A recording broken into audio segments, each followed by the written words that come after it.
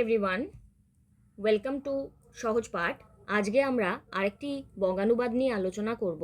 তোমরা যারা নিজেরা লিখতে চাইছো তারা ভিডিওটিকে পজ করো এবং নিজেরা লেখো, এবং নিজেরা লেখার পরবর্তী টাইমে আমাদের আনসারটা চেক করে নাও। দেখো তোমাদের আনসারটা এখানে ঠিক থাকছে কি না। সো আমাদের রাইটিং গ্রুপে যারা তোমরা জয়েন থাকতে চাইছো তারা আমাদের সাথে চাইলে প্র্যাকটিস করতে পারো, এবং স্যাটারডে সানডে ছাড়া এখানে এভরিডে বেসিসে প্র্যাকটিস করানো হয়। কোনো একজন ব্যক্তি যদি এসে বা প্রেসি বা রিপোর্ট লিখতে না পারে তাকে শিখিয়ে নিয়ে তারপরে এগোনো হয়। তাই তোমাদের যদি মনে হয় তোমরা রাইটিং প্র্যাকটিস করতে চাইছো আমাদের সাথে কন্ট্যাক্ট করতে পারো। সো বঙ্গানুবাদের এখানে আমরা যেটা দেখতে পাচ্ছি, প্রথমত এখানে আনসারটা প্রথমেই আমি লিখে দিয়েছি। তোমাদেরকে একই কোশ্চেনে দুটো জিনিস যাতে তোমরা করতে পারো এই ব্যাপারটা একটু খেয়াল করতে পারো। যদি মনে করো কি ইংলিশের সমস্যা, যার যেমন সমস্যা, তাহলে তারা এটাকে ট্রান্সলেশন হিসেবে ব্যবহার করতে পারো। আর উপরে তো কোশ্চেনটা ছিলই, তো একটা একটা করে ব্যাপারটাকে নিয়ে এগোনো যাক। কি বলছে? Civilisation and culture are not the same entity. Civilisation এবং কালচার দুটি সেম জিনিস নয়। তাহলে সিভিলাইজেশনের বাংলা হচ্ছে সভ্যতা, আর কালচার মানে হচ্ছে সংস্কৃতি। তাহলে সভ্যতা ও সংস্কৃতি আর নট সেম এন্টিটি, এক বস্তু নয়।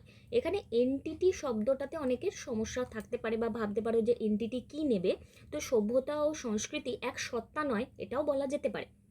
কিন্তু যখন কোনো সত্তাকে রিপ্রেজেন্ট করা হয় তখন সেটা এখানে লাইভ আর লিভিং থিং হিসেবে রিপ্রেজেন্টেশন হয়। বাট সিভিলাইজেশন অ্যান্ড কালচার যেহেতু লিভিং নয়, তাই তুমি এখানে একে বস্তু হিসেবে ব্যবহার করো, তাহলে লেখাটা সামঞ্জস্যতা পাবে।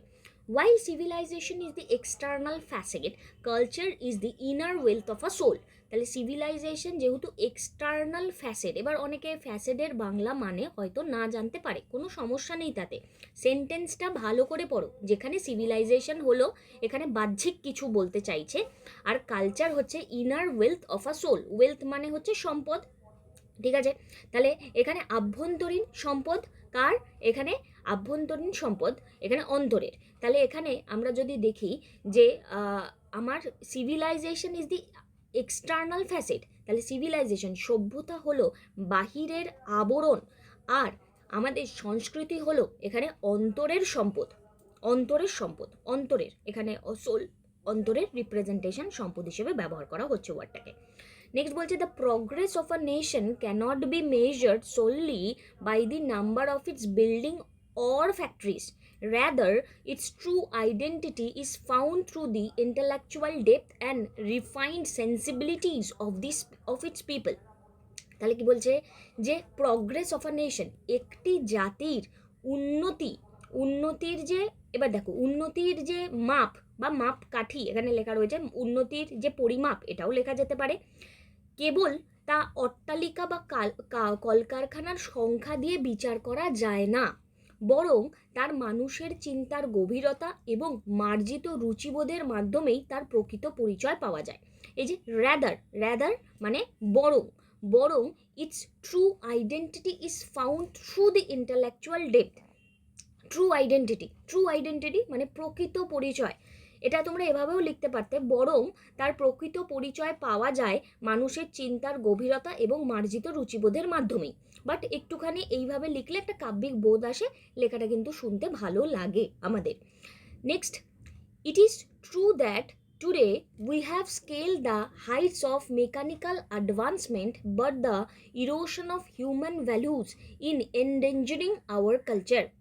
তো এটা বলা হচ্ছে যে it is true that, it is true, এটা আমরা বলতে পারি যে হ্যাঁ এটা আমাদের কাছে, আমরা এটা সত্য যে আমরা এখানে স্কেলড দ্য হাইটস অফ, উন্নতির শিখরে পৌঁছেছি। কিসের? যান্ত্রিক অ্যাডভান্সমেন্ট মানে যান্ত্রিক উন্নতি। তাহলে আমরা লেখাটাকে যদি এভাবে লিখি যে আজ আমরা যান্ত্রিক উন্নতির শিখরে আহরণ করেছি, সত্য, but the erosion of human values is এন্ডেঞ্জারিং hour culture. কিন্তু মানবিক মূল্যবোধের যে ক্ষয় বা অবক্ষয় আমাদের সংস্কৃতিকে বিপন্ন করে তুলেছে। এন্ডেঞ্জারিং আওয়ার কালচার, বিপন্ন করে তুলেছে।